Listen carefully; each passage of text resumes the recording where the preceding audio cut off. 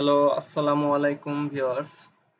আজকে আমরা আবার চলে আসলাম আপনাদের সাথে নতুন একটা ইজিপি টিউটোরিয়াল ভিডিও নিয়ে। তো আজকের ভিডিওতে আমরা দেখব কিভাবে ইজিপিতে ফোল্ডার ম্যানেজমেন্ট করতে হয়, অর্থাৎ ফোল্ডার তৈরি করে সেখানে আপনার ডকুমেন্টগুলো কিভাবে ম্যাপ করে রাখবেন। আমরা আজকে তা দেখব। ইজিপিতে দ্রুততম সময়ে টেন্ডার সাবমিটের জন্য ফোল্ডার ম্যানেজমেন্ট একটি গুরুত্বপূর্ণ বিষয়। আপনি আপনার অনেকগুলো ডকুমেন্ট থাকবে একটা টেন্ডার সাবমিটের জন্য।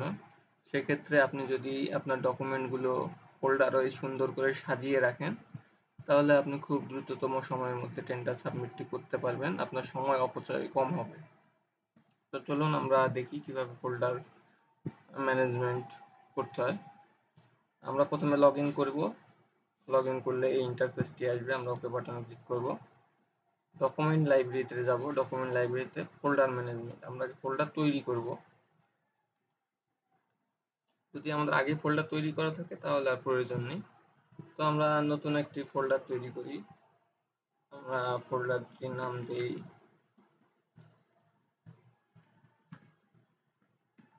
টার্নওভার। ফোল্ডারটির নাম দিলাম। আমরা ক্রিয়েট ফোল্ডারে ক্লিক করি। দেখেন একটি ফোল্ডার ক্রিয়েট হয়ে গেছে টার্নওভার নামে।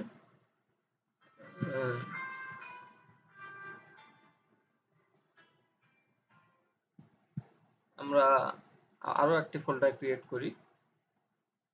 অনগোয়িং ওয়ার্কস নামে একটা ফোল্ডার ক্রিয়েট করলাম।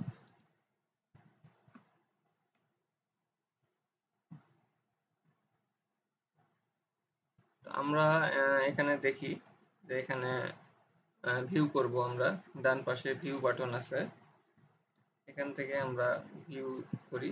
দেখি এখানে আমার ফোল্ডারটি ব্ল্যাঙ্ক রয়েছে, এখানে কোনো ডকুমেন্ট ম্যাপ করা নেই। আমরা এখন এই ফোল্ডারগুলোতে কিভাবে ডকুমেন্ট ম্যাপ করব চলুন আমরা দেখে নিই। এখানে আমরা প্রয়োজন মতো ফোল্ডার তৈরি করে নিতে পারি। আমি দুইটা ফোল্ডার তৈরি করে নিয়ে আপনাদেরকে দেখাইতেছি।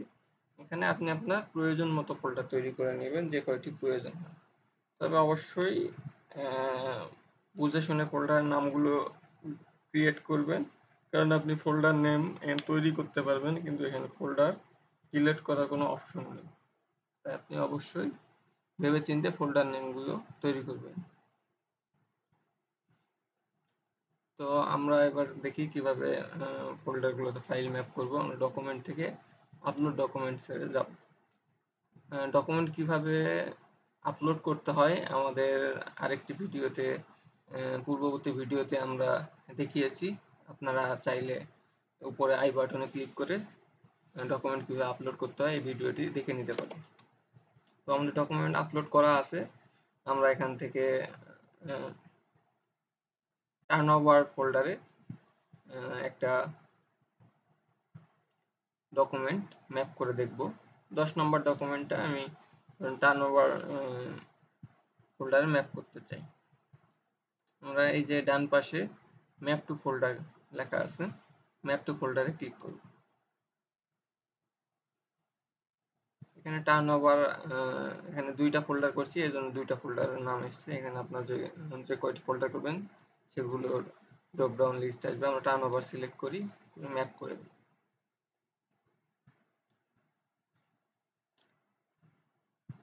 আমরা এখন টার্নওভার, এখানে এই ফোল্ডার আমরা দেখি ভিউ করে। ভিউ, এই যে এটা ম্যাপ হয়ে গেছে। তো আমরা আরো কিছু ডকুমেন্ট ম্যাপ করে দেখি। আমরা এখান থেকে ভিউ ফাইলসে ক্লিক করব। ভিউ ফাইলস ক্লিক করব। আমরা 12 নাম্বারটি করি, এটাকে আমরা 10 নাম্বারটি করেছি। করার কারণে এখানে উপরে ফোল্ডার নেম টার্নওভার, এই ডকুমেন্টটি টার্নওভার ফোল্ডারে ম্যাপ করা হয়েছে। আমরা 11 নম্বরটি আবার ম্যাপ করব।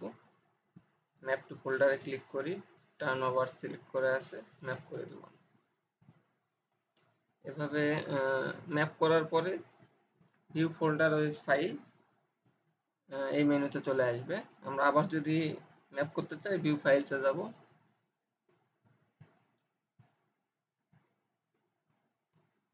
এভাবে আমরা ফোল্ডারে ম্যাপ করতে পারবো।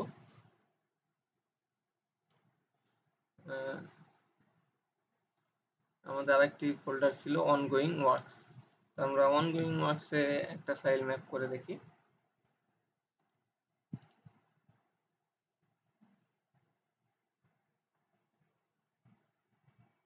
এই যে 45 নাম্বার,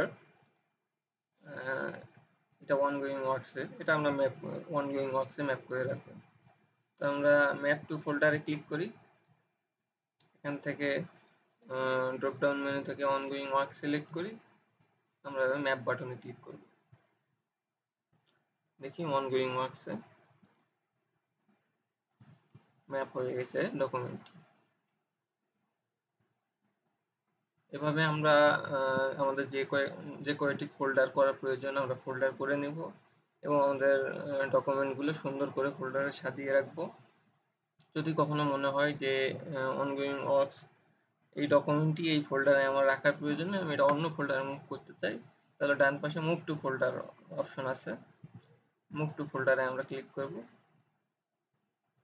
আমরা কোন ফোল্ডার নিয়ে যেতে চাই, আমরা টার্ন ওভার নিয়ে যেতে চাই ধরি, যদিও টার্ন ওভার নিয়ে যাওয়ার প্রয়োজন নেই, আমরা আপনাকে শেখানোর জন্য দেখাচ্ছি। ম্যাপ করব। এখন দেখবো আমরা অনগোয়িং ওয়ার্কস, এটা ব্ল্যাঙ্ক হয়ে গেছে, এখানে কোনো ডকুমেন্ট নেই। ব্যাক করি, টার্ন ওভার,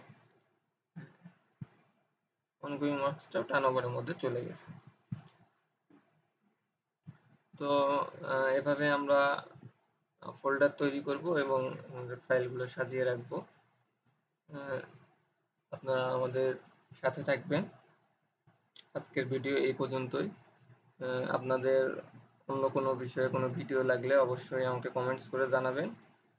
ইনশাল্লাহ আমরা পরবর্তী ভিডিওতে আপনার ডকুমেন্টসগুলো কিভাবে 2 MBর বেশি হলে 2 MBর মধ্যে নিয়ে আসবেন, এই বিষয়টা নিয়ে আমরা শিখব। তো ধন্যবাদ ভিউয়ার্স।